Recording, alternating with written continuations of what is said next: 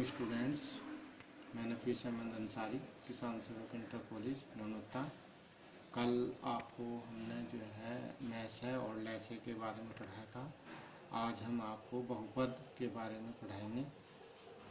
कल जो वो एक्सरसाइज रह गई थी उसमें जो थोड़ा सा, तो वो हम जो है ब्लैक बोर्ड पर जब लॉकडाउन खत्म हो जाएगा उसके बाद हम ब्लैक बोर्ड पर पढ़ाएंगे। तो आज हम बहुपद के बारे में बताने जा रहे हैं। बहुपद एक घाती बहुपद के बारे में 9th क्लास में आपने सीखा था कि बहुपद क्या होता है, जिसमें एक पद होता है उसे एक पदीय बहुपद कहते हैं। जैसे 2 है, 3 है या x है, तो ऐसी संख्याओं को हम एक पदीय बहुपद कहेंगे। जिसमें दो संख्या हो, जैसे 2x+3 और 3x+5 या 5x+9 या 2x² + 7, तो ऐसे बहुपद को हम दो पदीय बहुपद कहेंगे। अर्थात जिस बहुपद में दो पद हों उसे हम दो पदीय बहुपद कहते हैं। जिसमें 3 पद होंगे इसी प्रकार उसे 3 पदीय बहुपद कहेंगे। जिसमें 4 पद होंगे उसे इसी प्रकार हम जो है 4 पदीय बहुपद कहते हैं। तो कक्षा 9 में हमने पढ़ा चुके। अब घाती बहुपद है। एक घाती बहुपद क्या होगा, जिसमें ये इक्वेशन जो है x, ये बहुपद जो है x में है, इसमें चर क्या है, x है। तो x की इसमें चर की सबसे बड़ी घात 1 हो, इसे रेखिक बहुपद अर्थात एक घाती बहुपद कहते हैं। फिर दोबारा से देखो, ऐसा बहुपद जिसमें x की यानी कि चर की सबसे बड़ी पावर, सबसे बड़ी घात 1 हो, उस बहुपद को एक रेखिक बहुपद कहते हैं। ठीक है।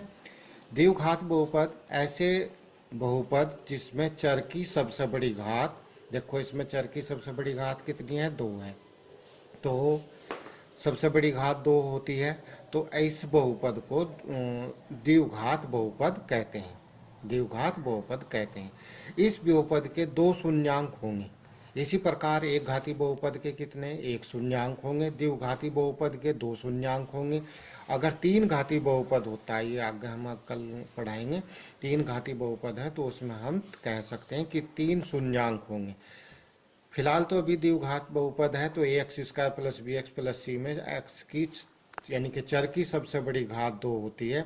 उस बहुपद को हम द्विघात बहुपद कहते हैं, क्योंकि चर की सबसे बड़ी घात क्या है, इसकी 2 है। इसके 2 शून्यांक अल्फा व बीटा है। मान लिया हमने ये कि 2 शून्यांक अल्फा व बीटा है। तो इसमें क्या रिलेशन होगा, तब शून्यांकों का गुणनफल, अगर हम इन शून्यांकों को दोनों को जोड़ दें तो वो किसके बराबर आएगा, x का कोफिशिएंट मतलब x का गुणांक बटे x² का गुणांक, और वो भी माइनस में। दोबारा से देखो, अगर द्विघात बहुपद है तो उसमें चर की जो सबसे बड़ी घात क्या होगी, 2 होती है। उसके 2 शून्यांक अल्फा व बीटा है, तो 2 शून्यांकों का योगफल x का गुणांक बटे x² का गुणांक माइनस, अर्थात b बटे a, वो भी माइनस का। अगर उनके हम गुणा कर दे, 2 शून्यांकों के गुणनफल की हमने गुणा करनी है, तो शून्यांकों का गुणनफल इक्वल टू अचर पद। अचर पद क्या होता है, जिसमें कोई चर पद ना हो, जैसे x और अपॉन x² का गुणांक यानी कि c/a। जैसे एग्जाम्पल एक पहली एक्सरसाइज में आपको सवाल दिया गया है कि जैसे कोई, ये भी आपने कोऑर्डिनेट में पढ़ लिया है, x y x' और y'। जैसे मान लिया ये कोई है कर्व, ये कोई वक्र जो है एक्स एक्स को कितनी जगह से काट रहा है, 2, a और b। तो इस कर्व के जो शून्यांक होंगे 2 होंगे। ठीक है ना। जैसे मान लिया दूसरा सवाल है, इसमें सवाल तो कितने ही बना लें, ऐसे ये है आपका एक्स एक्स और ये हो गया वाई एक्स और ये हो गया भाई x'। अगर मान लिया x बराबर माइनस के a है, तो ये एक स्ट्रेट लाइन है, इसके शून्यांक कितने होंगे, 1 होगा, क्योंकि ये एक्स एक्स को सिर्फ a पर काट रहा है। अगर मान लिया 3 बार काटता है एक्स एक्स को ये, अगर एक कर्व ऐसे काट रहा है, बताओ कितनी बार, a b c d e, तो ये इसके शून्यांक कितने होंगे, 1 2 3 4 5 शून्यांक होंगे। ठीक है ना। तो ये पहली एक्सरसाइज में सिखाया गया है। अभी हमने आपको बताया कि द्विघात समीकरण a x square plus b x plus c है। देखो फॉर एग्जाम्पल, जैसे मान लिया ए एक्स स्क्वायर है। चलो दूसरा देखते हैं हम। यदि किसी द्विघात के दो शून्यांक 5, चलो 2 कितना ले लें इसमें, 2 व 3 है, तो द्विघात समीकरण या बहुपद ज्ञात करें, ये सवाल है। तो कैसे लिखेंगे हम, एक्स स्क्वायर माइनस दोनों का योगफल, दोनों शून्यांकों का योगफल प्लस दोनों शून्यांकों का गुणनफल इज इक्वल टू 0। तो एक्स स्क्वायर माइनस के 5x प्लस के 6 इज इक्वल टू 0। फॉर्मूला होता है हमारे पास। चलो पहले फॉर्मूला ही है, ये मान लिया फॉर्मूला ही हम अगर निकालना चाह रहे हैं तो एक्स स्क्वायर यदि शून्यांक ज्ञात हो तो द्विघात बहुपद क्या होगा, एक्स स्क्वायर शून्यांक ज्ञात यानी कि अल्फा व बीटा है, तो क्या होगा alpha plus beta into x plus alpha गुणा बीटा इज इक्वल टू 0।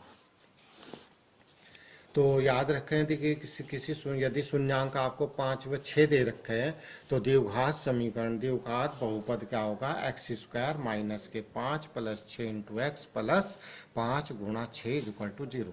यदि शून्यांक मान लिया 7 व 10 दे रखे हैं तब समीकरण क्या होगी बताओ, x square 7 plus 10 into x 7 गुणा 10 इज इक्वल टू 0। तो x square minus 17x plus के 70 इज इक्वल टू 0 होगी। यदि शून्यांक माइनस 5 व 4 है तब क्या लिखेंगे हम, x square minus 5 plus 4 into x plus minus 5 गुणा 4 इज इक्वल टू 0। तो क्या आज इक्वेशन, एक्स स्क्वायर माइनस 5 में से प्लस 4 गया, माइनस का 1 minus minus plus 1 into x और 5 20 इज इक्वल टू 0। तो अब देखें सत्यापन अगर हमें देखना है कि इसके फैक्टर करो, x square plus x minus के 20 इज इक्वल टू 0। इसके फैक्टर करें 20 के ऐसे दो गुणनखंड जिसकी गुणा करें तो आए 20, और जब माइनस है तो अगर माइनस है तो क्या होता है, अंतर होना चाहिए प्लस 1।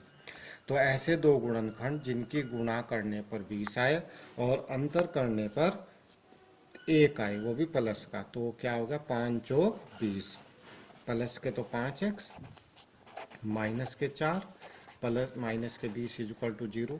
तो x कॉमन ले लो, x प्लस 5, 4 कॉमन ले लिया हमने, x plus 5 minus minus plus, x plus 5 और x minus 4 is equal to 0।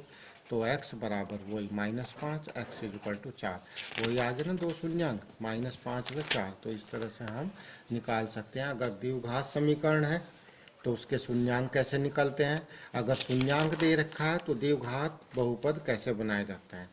फिर दोबारा से देखो, अगर द्विघात बहुपद है तो शून्यांक निकलेगा हमारे गुणनखंड, हम उसका फैक्टर कर सकते हैं, ठीक है ना। अब आया सत्यापन, जैसे शून्यांकों का गुणनफल क्या आया भाई, -5 गुणा 4 इज इक्वल टू माइनस के 20, और फॉर्मूला क्या होता है, माइनस के प्लस के अचर पद अपॉन एक्स स्क्वायर का गुणांक। तो क्या आ गया भाई, बराबर -20 होना चाहिए। तो देखते हैं, इम्प्लाइज दैट एक्स स्क्वायर का जो गुणांक है माइनस के 20 और एक्स स्क्वायर का गुणांक क्या है 1, एक्स का यानी कि अचर पद क्या है -20 और एक्स स्क्वायर का गुणांक है 1 इज इक्वल टू -20 अर्थात -20 इज इक्वल टू -20। इसका सत्यापन हो गया। अब देखते हैं शून्याङ्कों का योगफल क्या था, x का गुणांक बटे एक्स स्क्वायर का गुणांक। तो x का गुणांक योगफल कितना हुआ -5 + 4 और x का गुणांक क्या है 1 और एक्स स्क्वायर का गुणांक क्या है 1, तो क्या होगा -1 इज इक्वल टू -1। तो पहली एक्सरसाइज दूसरी, अब 2.2, ये तो पहले 2.1 के थे जो आर्टिकल है ये इस टाइप से। अब प्रश्नावली 2.2।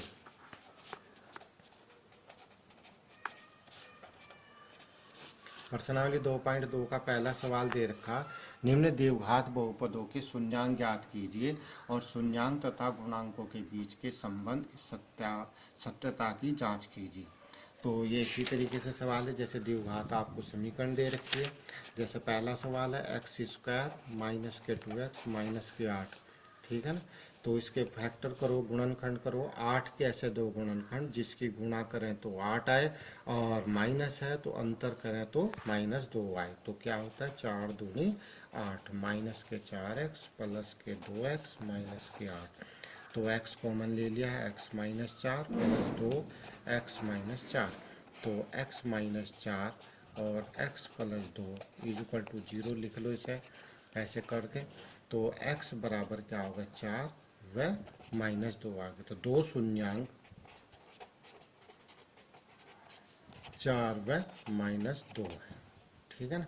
अब सत्यता की जांच करनी, जांच कैसे करे जाएगा इसे। तो इसमें क्या फॉर्मूला क्या है, मूलों का मूलों यानी कि शून्याङ्कों का, मूल भी बोल देते हैं इसे, शून्याङ्कों का योगफल बराबर क्या होगा x² का गुणांक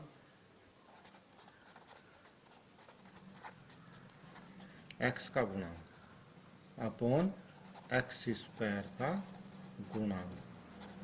तो क्या होगा शून्याङ्कों का योगफल क्या 4 + -2 और बराबर -2 x का गुणांक -2 और x² का गुणांक 1।